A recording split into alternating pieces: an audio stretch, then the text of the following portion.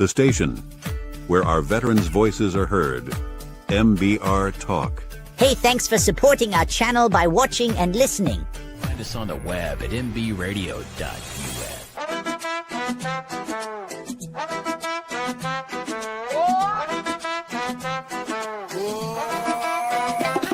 Desde Brooklyn hasta el sol del Medio Oriente, José Flores con fuego en la mente. Raised in the Bronx where dreams don't sleep, donde el hambre te enseña a resistir. Section 8 life, no handouts, no cheat. He built his power from the pain on the street. Cada golpe, cada lágrima caída fue el fuego que encendió su vida. Ahora camina con propósito y voz. José Flores, hear the noise. De la calle al combate, turn his trials into faith. Con disciplina y con fe, now he rises every day. From the black to the Washington. By the way, if you ever need a haircut, so that these kids can learn how to play instruments or want to, not just learn, but want to. But I think that there's a major shift. Iraq to Korea, he led from the front. Now he lifts others, never just stunts. Hoy es mentor, líder, amigo. ¿Qué pasa, mi gente? Welcome to the Motivated Mindset. I'm your host, José Flores, proud Latino, born in New York, straight, right out of Bronx and raised in Brooklyn. Oh, tiguerito, ¿qué es lo que te pasa? That New York flavor, that hustle, that grit. It shaped me, built me, and still drives todo lo que yo hago hoy, today, mi people. And before we get rolling, I want to send a powerful salute to all my veterans, service members, and first responders listening. Gracias. Mucho respeto. A lot of respect. You already know, del corazón. And in this new chapter of my life, I wear a few different hats other than this cool one right here. How you doing? I'm a combat vet who served proudly on active duty for 30 years in the United States Army. Hoorah! All right. I'm a motivational speaker, a certified personal trainer, and a certified media. Cállate and just tell you what to do. And I'm an end-of-life death doula. But behind every title is one mission, mi gente, to serve people, right? Because I know what struggle feels like. I know what pain feels like. And I know what it means to fight your way toward a purpose. Sometimes we have to pivot, right? But every day, my mission is simple, mi gente, to inspire, to uplift, to challenge, right? More push-up, get down, all right.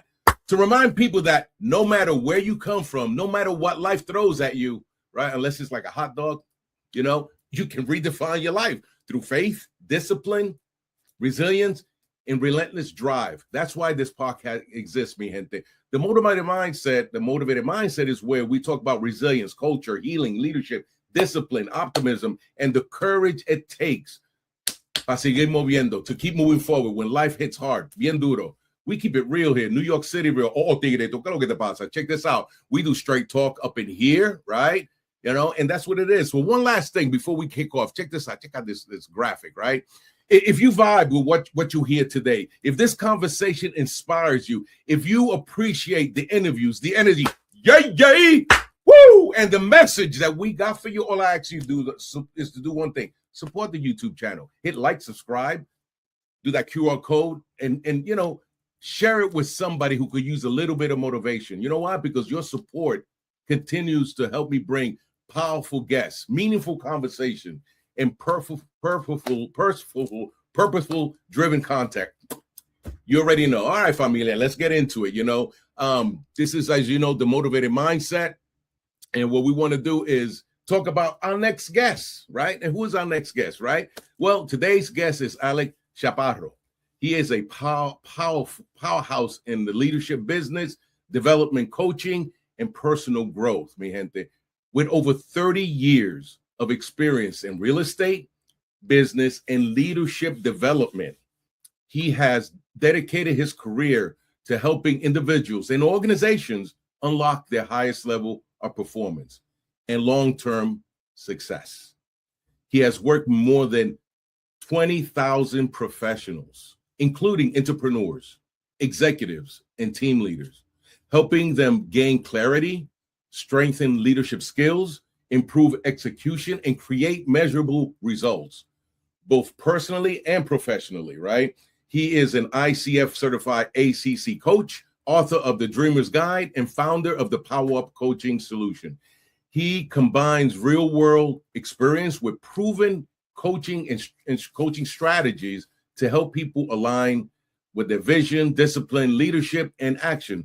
What I respect more about today's guest is his commitment to helping people not just dream bigger, but execute better, right? Because leadership is not just about motivation, even though I got it. It's about transformation, accountability, and creating an impact that lasts. So if you're an entrepreneur, a leader, a veteran, a professional, or someone striving to elevate your mindset, purpose, and performance, mi gente, this conversation is going to speak directly to you, okay? So please, let's welcome Alex. The interview of the week is brought to you by Jersey Mike's, a sub above. Alex, welcome to the Motivated Mindset. All right, I'm glad to be here. Thank you. This is stupendous, man. This is awesome. So wait, where you at right now? Chicago? Chicago, yes. How's that weather over there? It's chilly, but after your intro, I'm ready to do push-ups, run around the block. I was like, I'm gonna go run one more time and just get back to it. That intro is motivating. No, thank you. Gracias. No, we're just trying to make it happen every day. Try to stay motivated here, And with all the things that you've done in life, in your career, people want to know, who is Alex before the titles, before the coaching? Who is Alex? Where you from? Born and raised in Chicago. My family came over from Puerto Rico in the 60s when they started to migrate, or after World War II. After my grandfather served in World War II, they came to Indiana to work in the steel mills. So that's where our family migration came ultimately to Chicago. Wow, that is stupendous. So how was it growing up in Chicago back in the day? What was the vibe back then? It's funny, because the neighborhood I grew up in when I was a kid was, hard knocks neighborhood, but it gentrified. So when I say to people, this is where I grew up, they just assume, oh, you come from an affluent family. And I go, not in 1960 and 1970. Right. It was a tough neighborhood, but you learn a lot from that. And that's where you those kinds of things, either in some cases, sadly, it breaks you, but some places it makes you. And it gives you a sense of strength and resilience, and also empathy of how hard it can be for people. Because people struggle. But, I love my upbringing, and I learned a lot from different people and the diversity of the city. So, just like many of my family from New York, we love our cities. I love my Chicago and Cubs. So I gotta disclose right now. And the Cubs, and I can relate to you because some of the areas where I grew up, like in the South Bronx, but more like in Brooklyn, I couldn't even afford to live there if I wanted to. Yeah. Every time I go to Brooklyn, new skyscrapers are going. That's the place to be, Yeah. So of course I don't drive there anymore because you can never find any parking. Yeah. Everything is so expensive in some areas, even rent. So I can relate to that. Oh, you're from Brooklyn. Yeah, but not like what it is today, right? It's something else. So, growing up, did you always see yourself becoming a leader or an entrepreneur or a coach? How did that, como se dice, evolve? Yeah, I think, and for you and many of your guests, that sometimes growing up, you're thinking about surviving. Yeah.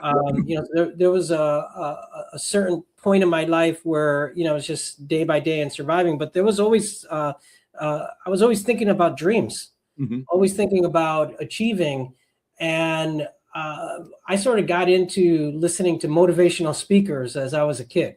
And I was like, man, I don't know who those guys are, but they got something. Wow. The first time I heard Les Brown, I was like, bam, man, motivation, Zig Ziglar. And, if you can conceive it, you can achieve it. And I was a kid, I was like, I can conceive it, man.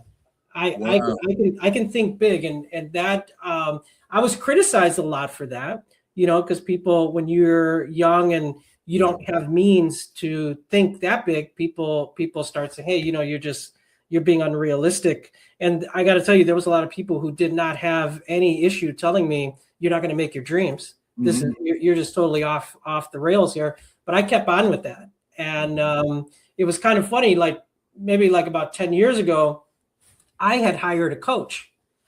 And they said to me, they were kind of perplexed. They couldn't get me. They were just like, I just don't get you. You know, they're like, so she stops. She goes, can you just tell me, when you were a kid, what did you tell people you wanted to be when you grow up? And I've never been able to answer somebody so fast without any or you know, I was just like, oh, I know exactly what I'd say. I say, I wanted to be a motivational speaker. I wanted to be an author. I wanted to be on stage, and I wanted to be a coach. And then she says to me, so why aren't you doing that now?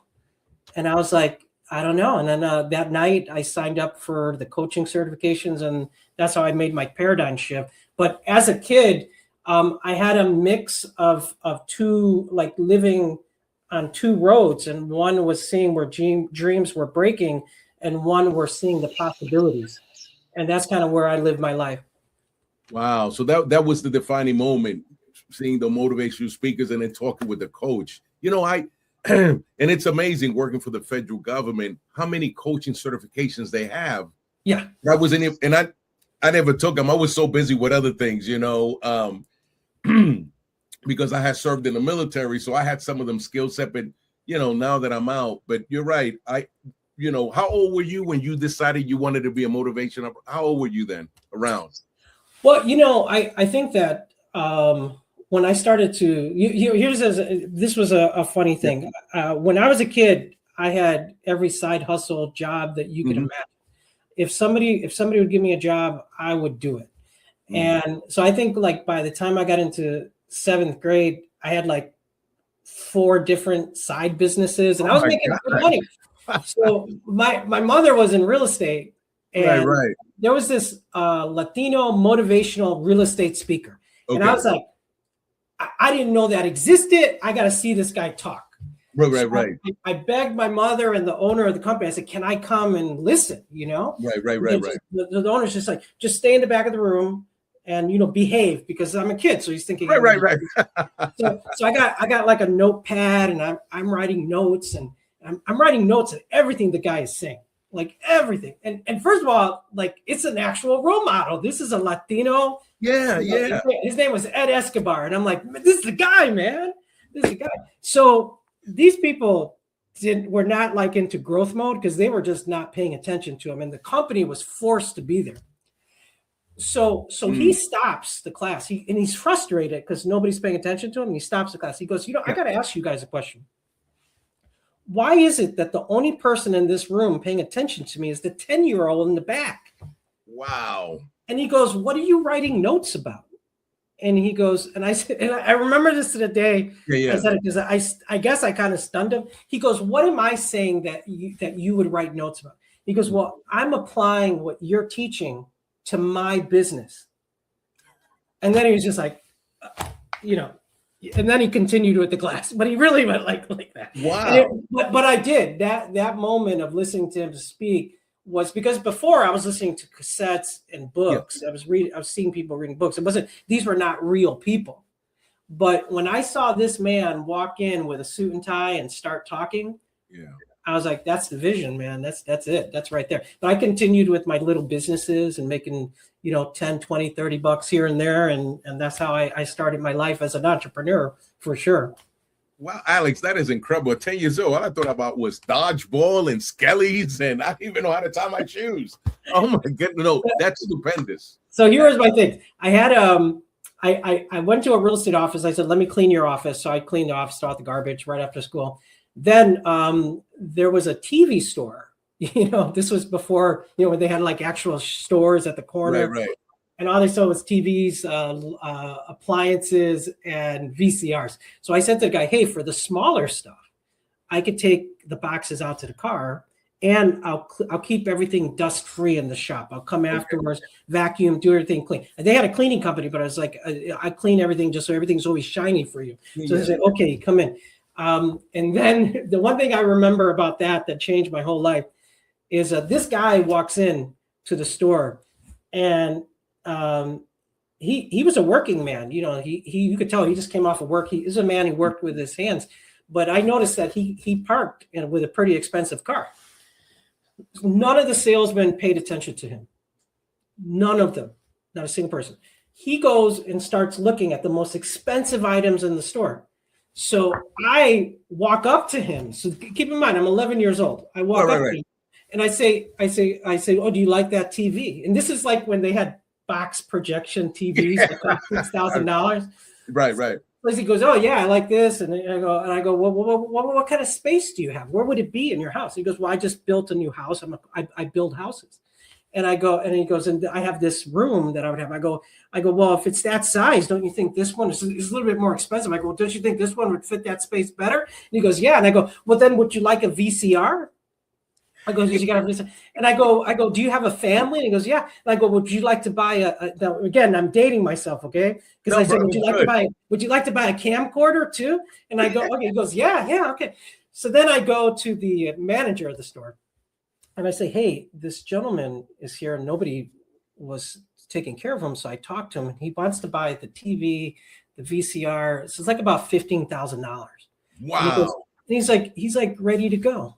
And he goes, and he looks at me like, is this a joke? And I go, no, he's ready to go. And he goes, okay, here. He brings out his American Express cards. He pays for it. And that was it. And that's where I learned, one, you can't judge a book by the cover. You can't judge a book by the cover. You have to treat everybody right. You don't know who somebody is, and you can't be judging people, and you got to give people a fair shot.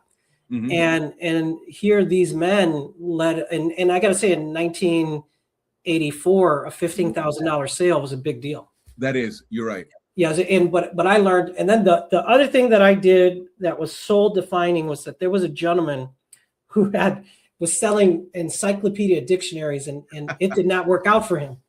I remember that. So he had like a trunk full of like 45 books. And I said, hey, you give me the books. I will sell them for you and we'll split 50-50. And he goes, sure, take the books. Man, I went door to door. I felt like Moses holding the two books. Right. And I was like holding the books. And I walked to the door holding the book on each side. And they were huge for me at 11 years old. These were dictionaries. I sold every one of them, man. I hit must have like 1,000 doors and I sold them. And so, but I learned about, there was a lot of slam doors on my face. That I did not care one bit. Mm-hmm. I just said, all I need is 50 people to say yes. Right. I don't need 1,000 people to open their doors. I just need 50 of them. So I was fine with it. And so I learned, one, how to change my circumstance. The circumstances for me academically and growing up. So I'll tell you what. So I was the type of kid that was not a tough kid, but I also wasn't like scared either, which is not good because then you antagonize people. Yeah. No, you're right. Yeah. And so certain neighborhoods. Wow. Yeah. So I had a little bit of the bullying, but I turned it around and made my little businesses. That is stupendous. Kudos, man. That is amazing. And we have a question. Anthony from Texas says, Alex, what was the moment that made you realize coaching wasn't just something you were good at? It was your calling. Well, and thank you, Anthony. I think, first of all, I love Texas. My home away from home. I love Texas, the whole state, man. So one of the things that I was very fortunate about, because I see the path, kind of where I came up, and just like, the Lord seeded me with amazing people that were mentors, that were guides, and they just came in and out of my life. And I understood just how the impact of a positive voice, a lighthouse, an example of success can be so transformational. And when I was a kid, I used to say, man, I wish there was a job for this. I wish I could get paid to do the things that I love. And then I found out there was, and it's called coaching. To be able to be there for people, to be able to share that hope, that there are solutions to every problem. There's a solution to be able to get past every hurdle. And I think that when you have people who are trained and care, that's giving you the resources to be able to do what other people may feel are the impossible. And so, Anthony, that was a big one, that sense of being able to pay back, to be able to help people, where people stood up for me, and to be able to make a profession of just sitting here. But I every day I'm talking to clients all over the world, and to be able to be that for them is a privilege and an honor. But to be able to help them, and when I get the feedback of the things that they do, that's where it's all worth it. But that's the answer. People were there for me, and I want to be there for people. Well, another question came in, and this is Betty from Puerto Rico, and she said, what's the core difference between passive wishing and active wanting when it comes to setting goals in an, let's say, unpredictable time? Yes. Well, oh my gosh, that is, I think you hit the core of things. You know, a lot of times, first of all, we need to understand that we need to remove the ceiling. Oftentimes the ceilings of possibility are created by circumstance and other people. And if we don't make decisions for ourselves, circumstances and other people will make them for us. And they may limit our capabilities and our possibilities. They may limit our possibilities for growth. You know, so we need to understand that there is a transition between having a dream, wishing, hoping, and wanting. I will tell you that everything that I want, I normally will find a way to get it. And what I need to ask myself is, when am I ready to transcend that from wishing to wanting? Now, what you're talking about is, what is the activation point? It's the point when you look in the mirror and you say, I deserve it. This is who I am, and I'm going to get what I want. Like, I always have a lot of clients who say this to me, and I find this amazing. Because a lot of people will say, you know, I want to be able to change my family's life. I want to be able to have a better life. But then they'll say this, Jose, they'll say, it's not like I'm saying I want to be a millionaire. And I'm like, I'm your coach. You don't need to justify anything to me. I said, why don't you say you want to be a millionaire? What's wrong with you saying that you want to be a millionaire? And so I think that, you know, in answer to your question, Betty, that activation point is saying that if anybody deserves it, it is you, and it is now. This is the moment that we need to change wishing to wanting and saying that I deserve it, and I'm going to do the work toward it. You know, and it's developmental. Here's the other thing, you know, Jose, I think, you know, being a coach, you'll understand that development takes 1, 2, 3. We have to go through the steps. Yes. So we may not be able to get to the finish line today, but as long as I can take the first step, you know, like I think I shared to you, I put in the book that I'd gone through a health transformation, and there were many, many years that I had a lack of mobility. And I remember when I used to get my water bottles, I'd have to drag them through the house because I couldn't lift the 5-pound bottles, you know? Right. So now I go to the gym every day, and like I've been going through this one specific weight loss or weight training program.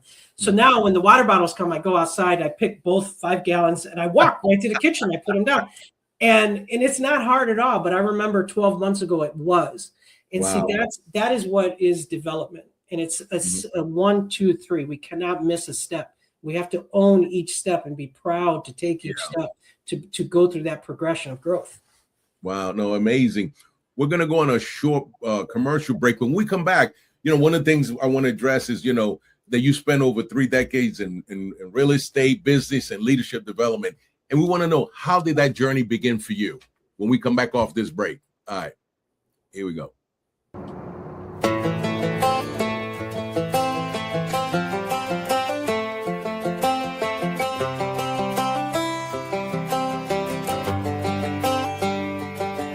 It's the guts and it's the glory. 100 stripes, 100 stories. It's the Pledge of Allegiance on the 4th of July. It's them handwritten letters from home. It's them sleepless nights alone. It's his newborn baby he left with his wife. Mr. Red, White, and Blue, lay down, hear the line. Mr. Red, White, and Blue, for these stars and stripes. Hey,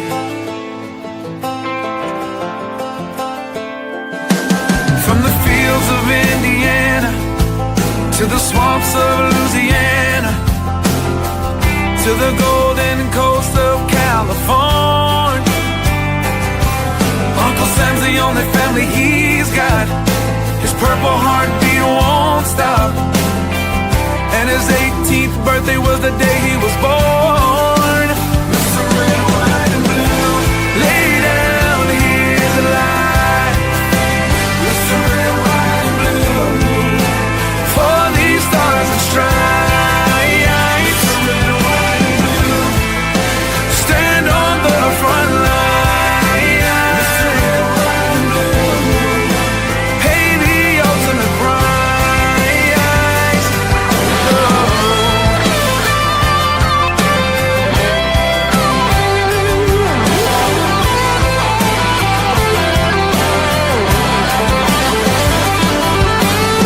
He was the man of the house when he was born. His family is proud but torn. But if you knew him, you would understand. He was raised on how to be brave, just to see the flag still wave. And then he came home with only one hand. 'Cause Mr. Red, White, and Blue, lay down here to lie. For these stars and stripes, stand on these red lines. He'll pay the ultimate price. Lay down his life. Mr. Red, White, and Blue, for these stars and stripes. March in line, march in line. Hey. Hey.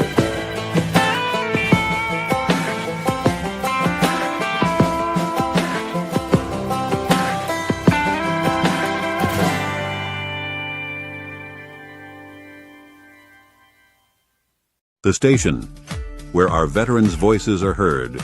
MBR Talk.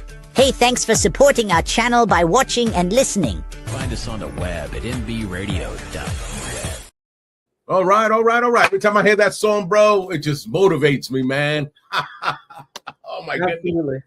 Welcome back, ladies and gentlemen. So, Alex, we left off on, you've spent 3 decades in real estate, business, and leadership development, and how that journey began for you.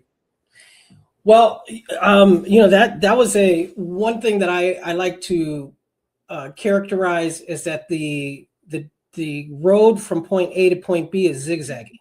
Mm-hmm. We don't always have the ability to have a straight line to be able to get to where we need to be. So real estate for me was the zigzag, but to get to where I really needed to be. I had originally studied photojournalism. Mm-hmm. And that was a passion. I was a very visual person and wanted to dive into that. I did not finish school, but I got my real estate license because my mother was in real estate, so I understood the business.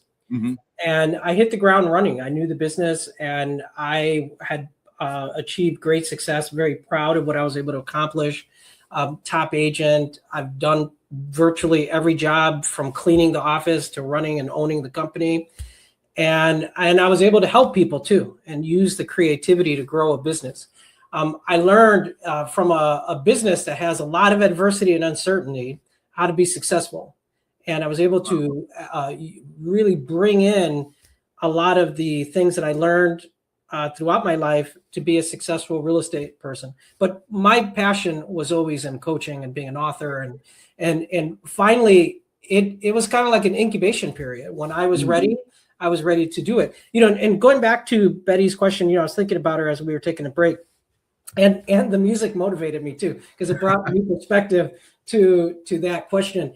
And Betty had asked, how do you know, what is the difference between wishing and wanting? Mm-hmm. And I think that there's a core to it, and that is permission, when you allow yourself to be who you were meant to be. And, when I had trouble breaking away from the industry, and I went to a coach. I went to a coach to help me be a coach. Right. And she said something to me that, and this is going to sound very disingenuous, so forgive me for, I don't want to sound egocentric.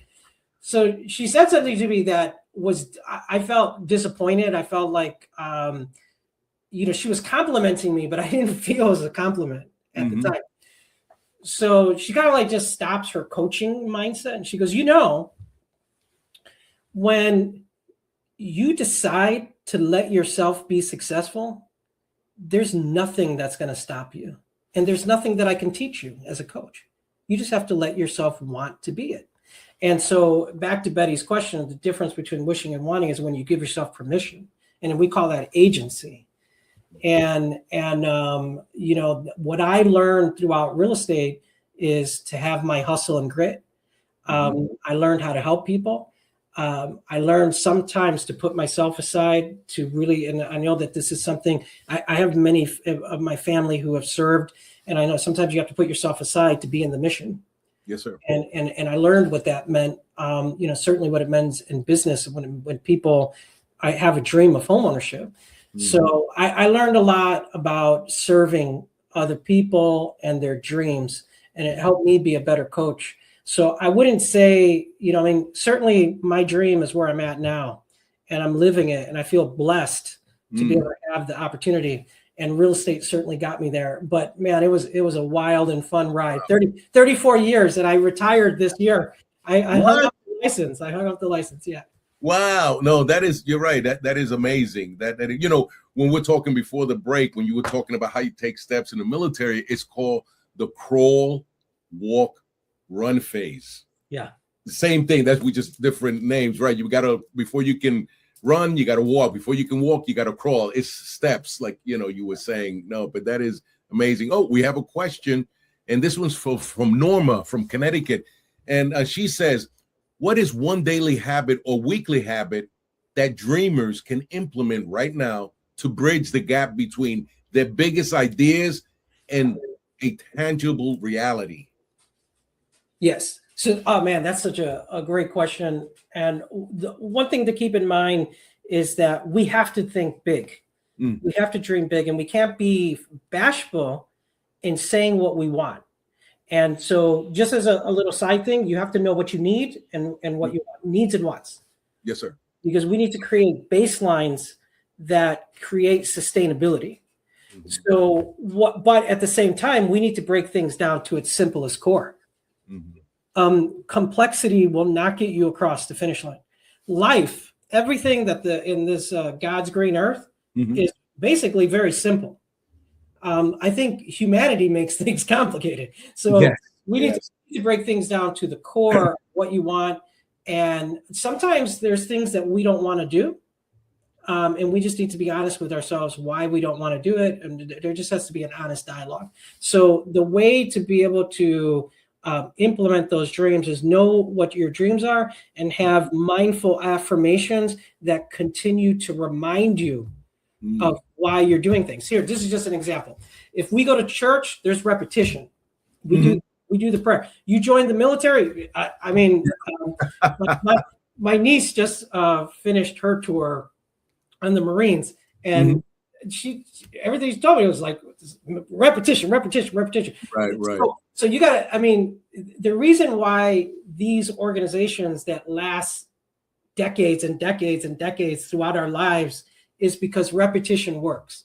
And so that means we need to have reminders of what the dream is, and we need to have exercises to begin to get us to mentally and physically be able to be prepared to execute on our dreams.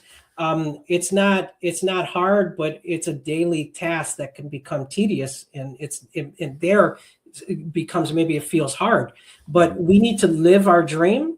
We need to be working toward our dream, even if it's a little step. It's like when we're playing football. It's you're doing good if you're getting even an inch down the field. Right. We just got to keep moving forward. So the dreamer is to know your dream, not be afraid to live your dream, to speak your dream, and also to understand, like I said with myself, the road from A to B is not an even road. You're going to go through zigzags. So you're going to feel like you're failing. But I always say this, Jose, never let a good failure go to waste, because that's where I learned. Right. Yes. That's where I learned. No, you are absolutely correct. So just based on what you're telling us so far, is that what inspired you to do the PowerUp coaching solutions? Was that part of it? All these things, Yeah, I lived my life with a lot of people telling me I couldn't succeed, and those were my friends. Those are people who cared about me. So wow. And so when I started, making the paradigm shift to know that I was going to leave real estate and be a coach, leaving the security of what I've known for 34 years, and say, hey, I'm going to do this. I wanted to be able to elevate. I wanted to people to not be bashful or ashamed to say that they wanted to achieve higher levels of what they perceive as their greatness. And who defines greatness is you. When you look in the mirror and you know that you're doing the best that you can be. And that's why it just came to me, power up. Yeah. This is what it's about. Wow. We have a question from Natalie from Humboldt Park, West Side, Chicago. She said, hi, Alex. We met at the HACA, Haas is how you say it? Haas, yeah. She said at the Haas conference, my question is, many people know what they want, but struggle to take that first step. What's the first question you ask someone who feels como perdido, lost? Yeah, being from Chicago and Humboldt Park, I grew up in not too far away, and in same neighborhood, but in Logan Square. So okay. right down the road. We know in Chicago, New York, when it gets cold, we lose traction. Yeah. Okay. So in life, we need to be able to have traction and be able to have meaningful moves. We can get lost, and sometimes we get lost for a couple of reasons. Sometimes, as you know, and Jose, your wisdom is that things don't happen fast. Sometimes growth is like, the tectonic plates, it's like slow movement. Okay, it's slow. It is. So, but that doesn't mean that we can't grow while things are waiting to percolate. Like we go to the gym, I go to the gym and I get stronger, I grow. But then when I'm ready to do something, I'm physically and mentally ready to do the things I need to do with my life. So in terms of your question, Natalie, we need to keep things simple, know what our goals are. We need to know what are the actionable steps that are going to get us to where we need to go. So my advice is to always work backwards. This is my dream. Let's say somebody says, I want to have financial independence. Okay, then I work backwards. What do I need to do to be able to make that happen? What kind of investments and jobs? Then what do I need to do on a monthly basis, weekly basis, and day-to-day basis? How do I live to honor that dream? How do I live to be able to get there on a day-to-day basis? Now, what happens is that the day-to-day is slow. So that means we need something very powerful, and that's called faith. We need to have faith in our dreams. We need to have faith in our abilities. We also need to know that we're going to have ebb and flows. There's going to be good days and there's going to be bad days, but we continue to move forward. No matter what the struggle is, we will find a solution. Here's another thing, Natalie. I can tell you right now my top 10 dreams for myself, and Jose and I could come up with as many reasons why I'm not going to succeed. But I'm going to have a solution-based mindset, and I'm going to thread the needle. I'm only going to look for the ways that I am going to be able to succeed. I'm going to look for the solutions. I already know that we live on a harsh planet. This is a planet with earthquakes, tornadoes, and snowstorms. This is a harsh planet. You got to be tough to live on planet Earth. I'm gonna be thinking about the solutions of how I'm going to be able to overcome and become stronger and achieve. So that means I might need to grow in place. That means I might have to be a little bit of patience, but you'll get there. In some cases, I've had dreams that have taken me 20 years, and I have not lost hope, and I'm still working at it. But sometimes you get things where things start to move faster. But anyways, man, I cannot tell you how happy I am to talk to somebody from Humboldt Park. All right, that is stupendous, right? Oh my God, that is good. And we got another question. And Martha from the DMV area, she said, can you tell us a time when you had to power up your own life? What did that season teach you? Oh yeah. Well, I think and I write about this in the book, and I had struggled with weight for pretty much my adult life, and every like 10 to 15 years, I'd go to the next weight range. And so when I got into my 50s, I was like about 450 pounds, and I had lost a lot of mobility. Like when I told you, like carrying those water bottles, it might as well weigh 1,000 pounds. Yes. I mean, it was tough and painful, even to drag them so, I will say that the thing here is that I had every reason in my 50s to accept that I was not going to lose the weight, even though I had been trying for 20 years, but I would not accept it. I would not accept it. And when I started to figure out what I needed to do to power that up and to understand what I needed to do to find the life that I wanted to live. Now, Jose, I'll tell you this, the Lord made us in all different shapes and sizes. Yeah. So I'm not body shaming anybody. We all are different shapes and sizes, but I was at a point that at 52 years old, I felt that the best years of my life were behind me from a health standpoint. Yeah. I knew that very soon my outlook was going to get harder. And what I did is I was able to change that narrative. I lost 200 pounds. I have like another 60 to 70 to go. But I'm at a place where I can live my life the way I want to live it. And that's where I say everybody's a different shape and size. But are you living the life that you want to live?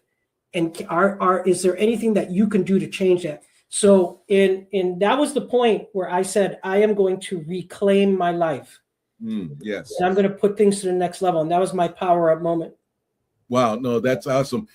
Natalie said, great perspective. Gracias. When you talked about powering up and, that's awesome. What I want to do next is and get into is what services you offer, and then we can get back to the questions. So I'll bring up the slides and you can just go through them and see. I know I'm going to have to adjust it real quick because we're going to have to go back a little bit. 1, 2, 3. Here we go. 1, 2, 3. Here we go. All yours. All right. Well, thank you. Well, first of all, as an executive coach, I work with clients, where they need me. That can be in terms of being able to have their dreams and aspirations to actually get some traction, as we talked about. I work with people, leaders, in terms of growing their business, growing their leadership profile. I work with clients who have just gotten out of college and are having trouble getting into the workforce.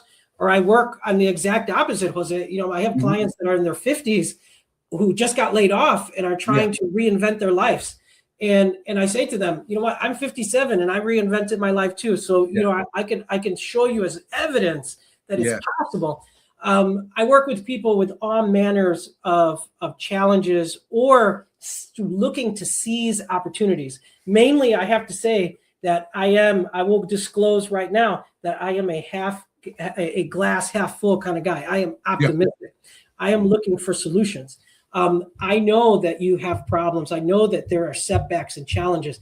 I am looking for the solutions. And if somebody's willing to do the work, man, there's nothing. And it's just like that teacher that said, hey, when you're willing to accept, to know that when you're ready to be the successful person that you already are, there's nothing that's going to stop you. So I feel that's my mission. Yeah. My mission is to help people understand that I'm not going to help you find success. I'm going to help you realize that you are already successful and that you already have everything you need. All you have to do is let's turn the levers. Let's put the focus right where it needs to be, and let's make it happen. So I'm looking to help people scale, to be better leaders, and to find. And I'll tell you this, because somebody had asked me about how did I power up. Like somebody would ask me, hey, how did you lose 200 pounds? It was not at the gym. It was not in a diet. It was when I started to accept that I wanted to find joy. That I wanted happiness in my life. So I'll tell you, the number one thing that I'm looking for as a coach is to help people find their joy and happiness. And man, I got to tell you, when you have joy and happiness in your heart, there ain't no problem that's going to be able to stand in your way. Absolutely. Absolutely. So thank you. Now I do keynote speaks for conferences. I work with ERG groups on the corporate level. I can do ad hoc talks and very scalable with an organization to develop programs that will help their organization grow. Or at a conference. So I love going out and public speaking, and I travel all over. Wherever you need me, I will be there. If you have a gathering and I can help, I will be there. Yeah. And there's an easy submit form, and that is the website on the bottom. Is that correct, Alex? That's correct. Yeah. PowerUpCoach.net. Okay, cool. And they can get everything on there. Oh, the Dreamer's Guide. Talk to us about that. There you go. Oh man, this has been. I've always wanted to be an author, and this was not supposed to be a book idea. So I had met an amazing editor, and I was pitching them to write. I had some ideas, but I kept referencing my journal. I said, well, I got that information in the Dreamer's Guide. So I would open it up and I say, okay, this is where I wrote the story. And I'm like, well, what is this Dreamer's Guide? I go, the Dreamer's Guide is when I was really just having hard times in my life, I created a guide to teach me, an operations guide of how to be resourceful, motivated, and accomplish my goals. And they go, so you call your journal the Dreamer's Guide? I go, yeah. I put every time that I came up with a nugget of how to be successful, I put it in here, and this would be my operating system. And wow. they go, I think that should be your book. And I was like, okay. So basically what you're reading here is my journal of what were my actual tips that I never really intended to be a project, but my editors liked it. And I've gotten great results with it. I have a class now that I teach that's around the principles. So basically what I created a framework with the Dreamer's Compass. And it's basically, we have, especially our fellow Latinos, we're a culture of dreamers. We bring dreams to our hearts. Yes. And what I wanted to do is to have a framework where people don't let their dreams go in the background because it's not realistic or they're being told that they're not going to achieve. This was my work to be able to say, we need to fight for dreams, specifically in the Latino community and for our service member and for people who are trying to reinvent their lives. We need to make sure that people have a shot to make their dreams come true. That is stupendous. Awesome. And they can find it on Amazon, I see. Yeah, Barnes & Noble, Amazon. Okay. Yeah, you can order it. And, it's been a labor of love. And we're already working on the second book. So we're okay. That. Okay. Yeah, so we'll have to have you back on to push it. All right. Thank you. All right. Well, when I think about what coaching is about, we all have a tremendous amount of power. We're born with gifts and strengths. But sometimes it gets buried, because like I said, when we first started talking, if we don't make decisions for ourselves, circumstances and fate and the universe is gladly to make the decision for you. It's when we empower people to be able to stand up. That doesn't mean it's going to be easy. Jose, life is hard, but at least we're in control. Yes, and that there are tips and techniques and a mind frame that we can be able to do that. So I call that from, a transformational leadership coaching where we can level up your capacity and your strength so that you can start operating where you should be operating, where you need to be operating, so that you could be a voice in your community and have a seat at the table. And that's really what I think is most important. So it's been, like I said to you, it's a privilege to be able to sit with clients all day long, I don't like to do this, but I have to do it. I opened up Sundays for coaching, and it's my busiest day because that's when people need me. And it is the busiest day. I have clients from all over the world, and this is when they need me. And it's just because, man, I got to be there to help. It's a mission, and I'm there for people and when I see what people are able to do, man, to just have been part of people's journey, is an amazing experience. And so that's what my coaching is all about. Wow, that is stupendous. Okay, all right. Yeah. So I do a free one-on-one coaching exploratory session I meet with people, they get to know me, they make to make sure I'm a good fit for them, and we can work together. I do the one-on-one coaching. I do team coaching. So I gather people together, and then I also do workshops and speaking, and you could book me on PowerUpCoach.net, or you could find me on LinkedIn as well. And I got a quick question. Are you coaching sessions in person, hybrid, or both? I can do both. I can do, but I will say that the world has gotten that I would say the vast majority of my coaching one-on-ones, the client enjoys having it online. My workshops and speaking engagements are of course mainly live, but I do virtual presentations for companies all over the world. So we'll go through what's your online presence, and you have Facebook. Yep. I got all the Baskin Robbins 31 flavors of social media. I got Facebook, LinkedIn, YouTube. Yes. And Instagram, TikTok. I went through all your stuff, and ladies and gentlemen, you got to go check it out. Hey, great information. I was like, oh, okay. So please definitely check it out. And these are the ways that you can get a hold of Alex and everything they have there.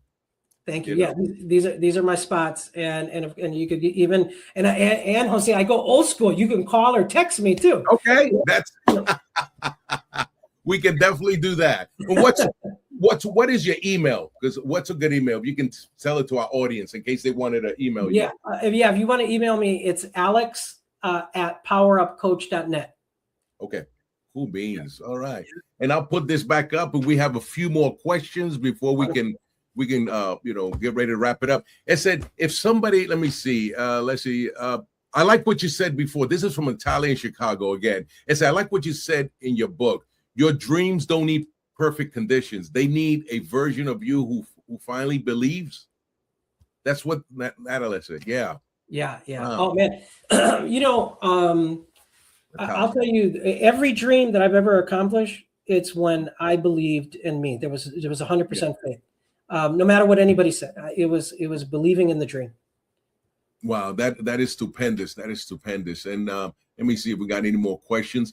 So, Alex, I'm gonna give you the last few minutes. Is there anything that you want to put out to anybody, or anything maybe we didn't cover that you wanted to put out there to our audience?